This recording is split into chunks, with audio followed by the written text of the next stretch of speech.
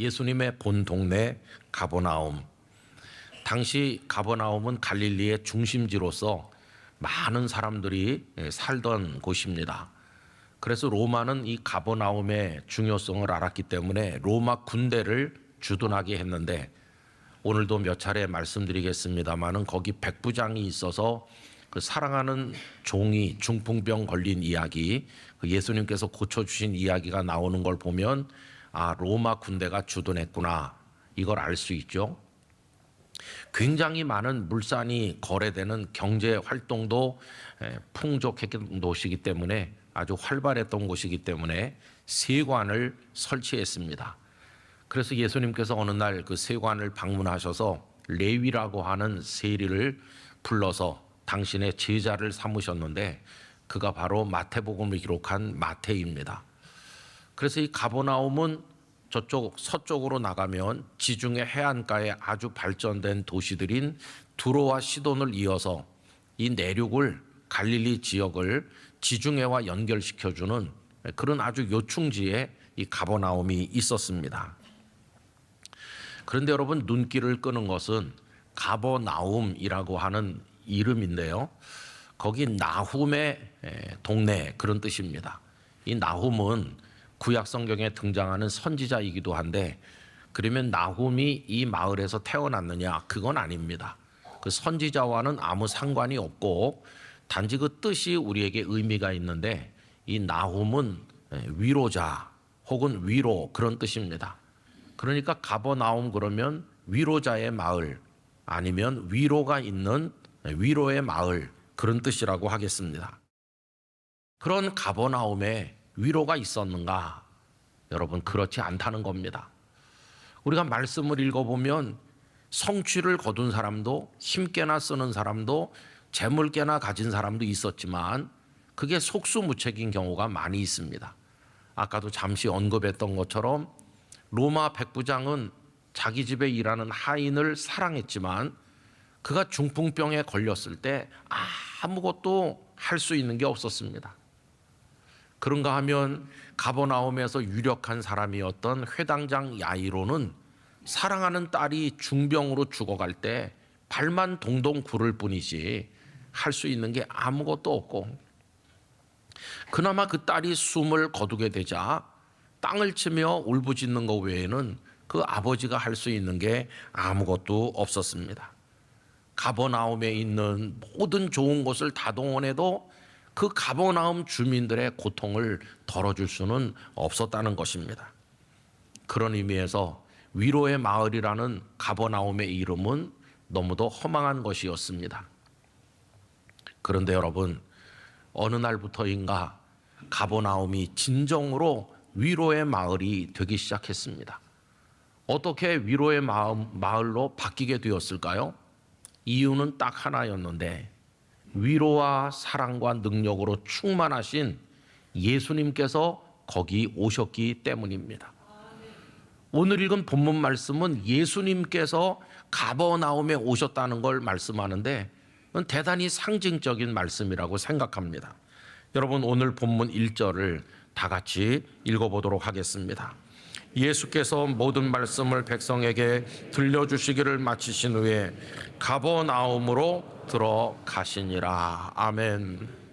예수님께서 가버나움에 들어오셨다. 이 비슷한 표현이 복음서 여러 군데 나오고 있습니다.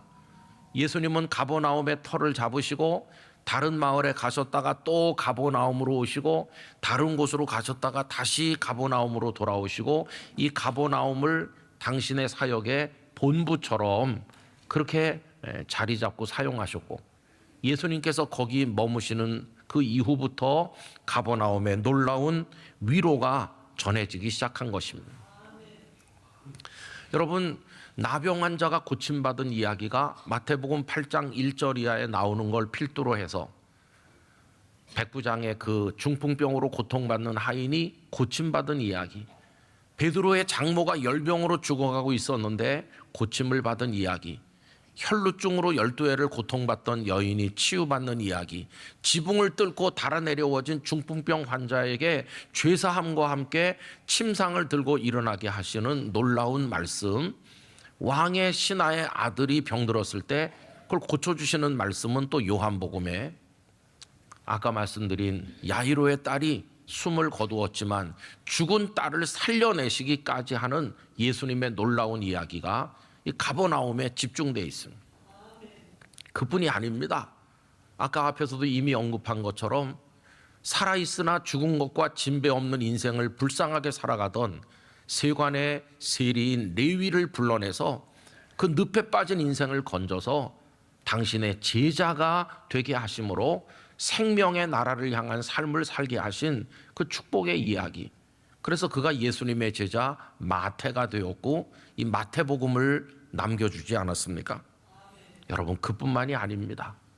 예수님께서 선포하신 위로는 눈앞에 있는 고통에서 건져주는 것에 국한되지 않고 예수님의 위로의 말씀은 영원한 생명으로 이어진 것을 우리가 읽곤 합니다. 제가 요한복음 6장 54절 이하를 읽어드리려고 하는데요. 우리가 성만찬을 나눌 때 자주 읽는 말씀인데 이것이 가버나움 회당에서 가르치신 말씀입니다. 내 살을 먹고 내 피를 마시는 자는 영생을 가졌고 마지막 날에 내가 그를 다시 살리리니 내 살은 참된 양식이요 내 피는 참된 음료로다. 내 살을 먹고 내 피를 마시는 자는 내 안에 거하고 나도 그의 안에 거하나니 살아계신 하나님께서 나를 보내심에 내가 아버지로 말미암아 사는 것 같이 나를 먹는 그 사람도 나로 말미암아 살리라. 이것은 하늘에서 내려온 떡이니 조상들이 먹고도 죽은 그것과 같지 아니하여 이 떡을 먹는 자는 영원히 살리라. 이 말씀은 예수께서 가버나움 회당에서 가르치실 때에 하셨느니라. 그래서 예수님은 마음이 아픈 사람, 몸이 아픈 사람, 사랑하는 이를 잃은 사람, 그리고 희망 없는 인생을 살던 사람, 그리고 눈앞의 고통뿐만 아니라 영원한 생명을 갈망하는 모든 이들에게 하나님의 위로를 다양한 방식으로 선포하고 전달해 주신 것을 복음서가 증언하고 있는 것입니다. 예수님이 오시자 가버나움이 진정으로 위로의 마을로 바뀌게 되었습니다. 성도 여러분, 본래 우리 아버지 하나님께서는 위로자이십니다. 이사야 40장 1절은 말씀하기를 너희의 하나님이 이르시되 너희는 위로하라, 내 백성을 위로하라, 이렇게 말씀했습니다. 성자 예수 그리스도께서는 그 하나님 아버지의 위로를 그 품 안에 가지시고 이 땅에 위로가 필요한 인생들에게 오셔서 그걸 다 나누어 주셨습니다. 예수님 이후 세상의 위로로 만족하지 못했던 사람들이 예수님 안에서 위로받는 아름다운 일들이 이루어지게 된 겁니다. 여러분, 초신자만 위로가 필요한 게 아니라 오래 믿은 이도 위로가 필요하고, 그리고 큰 은혜를 이미 경험한 사람에게도 지속적인 주님의 위로가 있어야 됩니다. 복음 증거자로서 우리 앞에 존경받는 인물인 사도 바울을 생각해 보세요. 바울 정도로 은혜가 많이 체험된 사람, 그리고 성령의 충만한 역사가 있는 사람은 더 이상 위로가 필요하지 않을 것 같은데 그렇지 않습니다. 바울도 복음을 전도하러 다니면서 많은 상황에 처하면서 많은 위로가 필요했는데, 특별히 고린도 교회에서 사역한 그 전후로 해가지고 그의 영혼이 몹시 고단하고, 그의 표현대로 하면 내가 죽은 자와 같이 되었다고도 이야기했습니다. 날마다 사망 선고를 받은 사람처럼 고통받았습니다. 그런데 하나님께서 바울 같은 인물도 위로해 주셨죠. 그래서 고린도후서 1장 3절 4절에서 고백합니다. 찬송하리로다. 그는 우리 주 예수 그리스도의 하나님이시요 자비의 아버지시요 모든 위로의 하나님이시며 우리의 모든 환난 중에서 우리를 위로하사 우리로 하여금 하나님께 받는 위로로서 모든 환난 중에 있는 자들을 능히 위로하게 하시는 이시로다. 바울도 많이 위로받고 하나님을 찬송하였습니다. 여러분, 우리도 참 위로가 필요합니다. 목사도 한계를 느끼고 절망할 때가 많이 있습니다. 참 제가 무기력해 보일 때도 많아요. 어떤 때는 뭐 교회가 행정적으로 감당하기 어려운 큰 일을 해야 될 때, 교회 살림살이를 잘 이렇게 살도록 해야 될 때, 뭐 여러 가지 다양한 경우에 처하는 때가 있죠. 그러나 여러분, 가장 목사가 무기력해지는 때는 언제냐 하면은 고통받는 성도들을 만날 때입니다. 어떻게 뭐 할 수가 없죠. 우리 영락교회만 해도 어떤 분이 이렇게 말해요. 목사님, 제가 또 암이래요. 몇 해 전에도 암을 알아가지고 여러 과정을 거쳐서 완치 판정 받았는데 다른 곳에서 다른 암이 생겼대요. 근데 이게 벌써 4번째예요. 서로 다른 곳에서 서로 다른 암이 다 완치 판정 받고 또 받았는데 4번째 또 생겼대요. 그 몇십 년 인생 중에 암이라는 이름을 달고 살은 지가 얼마나 긴 세월인지 그런 분도 만나기도 하고, 그렇게 사랑해서 결혼한 부부가 오늘 가야 될지 내일 가야 될지 그 이혼 서류에 도장 찍으러 가야 되는 그런 지경에 이른 이들도 있기도 하고, 그 자식 때문에 속이 다 썩기도 하고, 삶의 의미를 잃어버린 사람들도 있고, 참 다양한 환경 속에서 고통받는 이들을 많이 만납니다. 우리 교회 안에만 그런 분이 계신 건 아니고 뭐 곳곳에서 그런 사람 많이 만나죠. 또 어떻게 해드려야 되나? 그럼 뭐 성도들만 그러신 건 아니고요. 저도 똑같은 사람이니까 뭐 저도 그런 인생의 벽에 부딪힐 때도 많이. 그래서 말씀을 쭉 읽다 보면 예수님께서 가버나움에 오셔서 이렇게 많은 사람들에게 위로의 은혜를 주셨는데 다 보따리 싸가지고 우리도 저 비행기 타고 가버나움에 가야 되나? 그런 어린애 같은 생각을 할 때도 있잖아요. 누가 먼저 시작했는지 모르지만 실제로 그렇게 한 사람들이 많지 않습니까? 예수님이 사셨던 곳, 하나님의 은혜가 임했던 곳에 가봐야 되겠어. 그러면서 그 산 넘고 들판을 가로질러 많은 사람들이 예루살렘을 향해 갈릴리를 향해 가곤 했는데 그걸 성지순례라고 말했잖아요. 뭐 그때 이후로 지금도 다 성지순례를 얼마나 많이 갑니까? 그 땅을 한번 밟아보기라도 하려고. 여러분, 성지순례는 참 많은 감동을 줍니다. 저는 여러분들에게 성지에 한번 꼭 가보시도록 권유하고 싶습니다. 어떻게 갈 수 있나?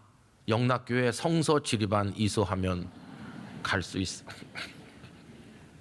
지지난주에 개강했어요. 근데 제가 이스라엘에 처음 간 건 담임 목회 시작한 바로 그 다음 해인데요. 한 달 동안 가서 있었는데 참 감동적이더라고요. 관광버스에서 내려서 다 고개를 드니까 고색 창연한 그 예루살렘이 눈앞에 싹 들어오는데 와, 예루살렘이다. 또 광야를 체험한다고 40도 50도 되는 폭염 아래서 그 유대 광야를 터덜터덜 걸어 다닐 때 여기 예수님이 걸어 다니고 세례 요한이 있고 이 광야, 이게 얼마나 가슴에 또 다른 감동으로 다가오던지. 야트막한 둔덕에 쭉 앉아가지고 저 아래 한눈에 다 들어오는 갈릴리 호수, 한눈에 다 들어옵니다. 저 건너편 골란고원, 이 아래는 어디 여기는 어디 이러면서 마치 예수님이 걸어 다니시는 것 같이 느껴져요. 참 그 평화로움과 그 감동, 뭐 그게 지금도 생생해요. 그 후에도 몇 차례 가봤었는데 막 가보면 예수님이 거기 계신 것 같이 느껴져요. 근데 문제는 이제 비행기 탄 다음이죠. 그래갖고 다시 돌아오니 예수님이 여기 같이 돌아오신 것 같이 느껴야 되는데 와서 보니까 그렇지 않아요. 여전히 부대끼면서 기다리고 있는 현실은 전혀 또 딴판인 거예요. 그때 제가 담임 목사 시작하고 다음 해인데 와서 보니까 교회는 냉랭하지, 아무 반응도 없어요. 재미가 없어서 그런가? 그래서 또 유머집을 뒤져가지고 성도들을 재밌게 해드리려고. 여러분이 몰라서 그렇지 목회자를 위한 유머집이 있습니다. 이런 건 알려드리면 안 되는데 별게 다 있어요. 너무 딱딱해서 그런가? 그래 노래를 막 부르기도 했어요. 또 아무 반응도 없고 새신자도 한 명도 안 와요. 야, 참 어떻게 이럴 수가 있을까? 거기다가 저희 집에는 그 전에 희귀병으로 머리 피부를 다 벗겨내고 머리뼈를 조각조각 내는 수술을 받았던 우리 아들, 그냥 하루가 멀다 하고 병원에 계속 다니지. 아유, 제대로 클 수 있을까? 그냥 교회 가면 교회는 교회대로, 집에 오면 집은 집대로, 마음이 착 깔아앉는 거예요. 뭐 힘이 나질 않아요. 하나님만 원망하는 거예요. 왜 나를 이렇게 보내가지고 우리 애는 또 왜 아픈 거냐고. 그래서 하나님 앞에 나가서 이제 기도하는데, 이제 새벽 기도하고 이제 조명을 어둡게 하고 각자 기도하는 시간에 저는 늘 강대상에 이렇게 무릎 꿇고 기도하는 게 몸에 뱄는데, 그렇게 있으면은 눈물이 많이 나는 날도 있고 눈물도 안 나는 날도 있고 그래요. 근데 그렇게 있는데 어느 날, 하나님은 우리를 위로하신다. 근데 여러분, 제가 목회하면서 지금까지 아주 어려울 때마다 하나님께서 저를 위로해 주셨는데 그 공통점이 하나 있어요. 저 같은 경우에는 그게 뭐냐 하면 꼭 말씀을 통해서 위로해 주셨어요. 말씀. 이제 그때 어느 날 새벽에 그렇게 하고 있는데 하나님의 말씀이 확 떠오르는데요. 그게 올해 우리 영락교회 80주년 표어의 근거가 된 출애굽기 3장 5절이거든요. 우리 다 같이 읽어보실까요? 하나님이 이르시되 이리로 가까이 오지 말라. 네가 선 곳은 거룩한 땅이니 네 발에서 신을 벗으라. 아멘. 이 말씀이 막 성경을 제가 펴서 보는 것도 아니고 그냥 이렇게 엎드려 있는데 그 캄캄한 공간 속에서 그 글자 하나가 막 황금빛을 띠는 것 같이 확 살아 일어나면서 제 마음에 확 들어오는 거예요. 그러면서 모세가 서 있던 그 땅이 미디안 광야고 호렙산 기슭에 황량하기 이를 데 없는 곳인데, 거기가 무슨 거룩한 땅인가? 모세는 40년 전에 이곳으로 흘러들어와 이미 나이 80세가 됐고 세상이 그를 완전히 잊었고 그에겐 소망도 아무것도 남은 게 없고 그의 가슴은 다 갈라 터져서 푸석푸석해져서 먼지밖에 나는 게 없는 그런 상황인데, 거기가 무슨 거룩한 땅인가? 깊이 파고 내려가면 무슨 노다지라도 묻혀있나? 그런 것도 아니잖아요. 그 돌짝밭 같은 황량한 광야가 어떻게 거룩한 땅입니까? 이유는 딱 하나죠.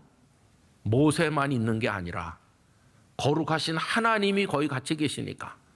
거기가 거룩한 땅, 성지인 거예요. 성지. 내가 서 있는 땅은 거룩하다. 근데 그 말씀이 바로 저에게 적용되는 거예요. 네가 있는 여기 부산 영도가 성지다. 너만 있고 너의 가족만 있고 아픈 아이만 있는 게 아니라 나도 같이 있다. 그게 얼마나 제 마음속에 쏟아져 들어오는 은혜인지. 근데 여러분, 이게 누가 저를 앉혀놓고 이건 이렇고 저건 저렇다고 한참 설명한 게 아니에요. 그 말씀이 확 이렇게 제 가슴 속으로 쏟아져 들어오면서 이게 다 깨달아지는데 0.00001초도 안 걸렸을 거예요. 성령님이 깨닫게 하시는 거예요. 순간적으로 깨닫게 하시고, 성도가 있는 모든 곳에 나도 있다. 성도의 고통도 성지로 변하게 될 것이다. 성도가 우는 자리도 은혜의 자리가 될 것이다. 그런 게 그냥 확 깨달아졌어요. 그날 그 새벽 이후로 저는 제가 부산에서 목회하게 된 거 원망하지 않았어요. 영도에서 살게 된 거 하나님 원망하지 않았어요. 아이가 아픈 것 때문에 투정하지 않기로 했어요. 새 가족이 하나도 원망하지 않고 헌 가족을 사랑하기로 했어요.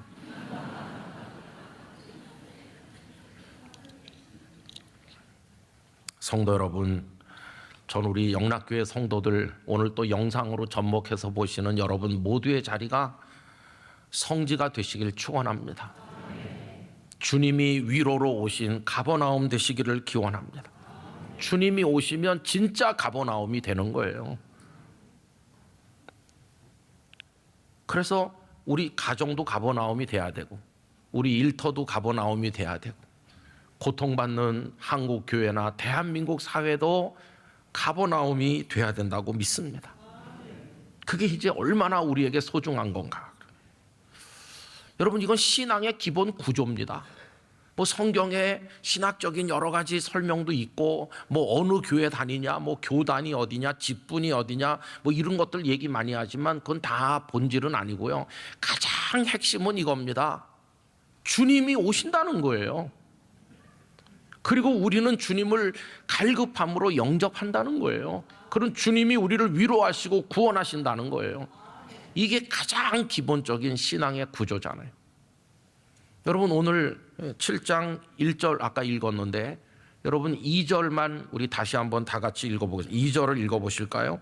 어떤 백부장의 사랑하는 종이 병들어 죽게 되었더니, 여러분 이게 무슨 얘기냐 하면 예수님께서 가버나움에 오셨다. 그게 1절인데 왜 오셨냐? 이렇게 한번 물어봐야 되는 건데 거기가 예수님이 사시는 곳이니까 오셨겠지. 하지만 영적인 의미를 보면 거기 왜 오셨나?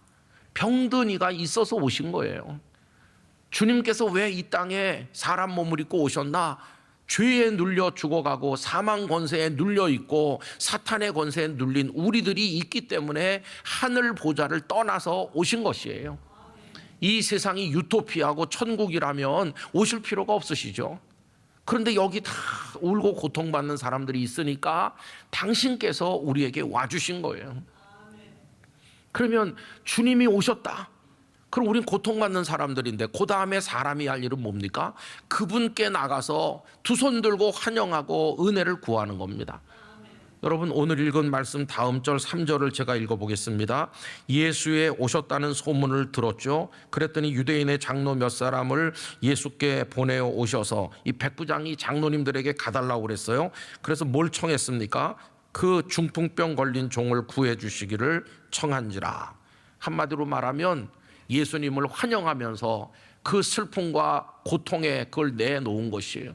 우리 집 사랑하는 하인을 좀 고쳐주세요. 여러분 이게 다른 데도 여러 군데 나옵니다. 한 군데 더 소개하면 마태복음 8장 40절, 예수께서 돌아오심에 어디로 오신 거죠? 가버나움에 돌아오심에 무리가 어떻게 했나요? 환영했죠. 이유가 뭔가요? 다 기다렸음이러라. 예수님을 기다리다가 환영하는 그 마음이 우리의 마음 되길 원합니다. 주님을 기다립니다. 갈망합니다. 은혜를 사모합니다. 어서 오십시오. 이렇게 갈망하다가 주님이 오시면 뛰쳐나가는 거예요.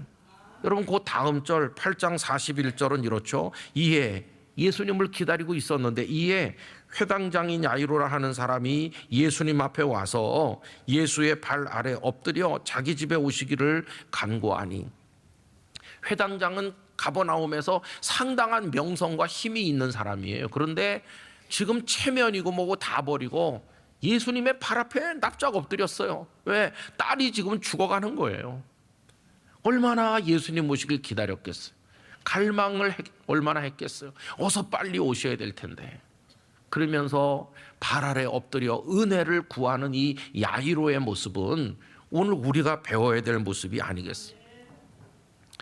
여러분 저는 이 사순절에 예수님의 고난과 예수님의 승리에 대한 많은 우리 나름대로의 묵상이 있다고 생각하지만, 저는 오늘 이 말씀을 준비하면서 우리 모든 성도님들이 오시는 주님을 갈망하고 환영하시고 모든 여러분의 슬픔과 고통을 다 가지고 나가 내놓으시고 그 주님을 통해 위로받으시길 바랍니다. 치유받으시길 바랍니다. 새롭게 되시길 바랍니다. 죄에서 용서받으시길 바랍니다. 사망 권세를 이기는 승리를 믿음으로 바라보시길 바랍니다. 여러분의 가정에 평화가 임하기를 원하고 우리를 고통스럽게 하는 모든 곳에서 완전히 벗어나서 하늘의 위로로 우리 마음을 채우는 그런 역사가 이루어지기를 간절히 원하는 것입니다. 주님은 오셨고 은혜를 가지고 위로를 가지고 오셨으니 이제 우리가 할 일은 주님을 사모하는 것입니다. 그 발 아래 엎드리는 것입니다. 다 그렇게 함으로 주님의 은혜를 얻기를 축원합니다. 여러분이 날마다 써내려 가시는 기도 그 노트에 한 줄 한 줄의 눈물이 떨어지고 여러분의 간절한 소망이 주께 올려질 때 그게 바로 발 아래 무릎 꿇는 일이 될 것입니다. 주께서 이 땅과 교회들과 성도들과 가정과 일터 우리 모두의 곳을 거룩하게 하시고 그것을 위로의 가버나움이 되게 하시기를 진심으로 축원합니다.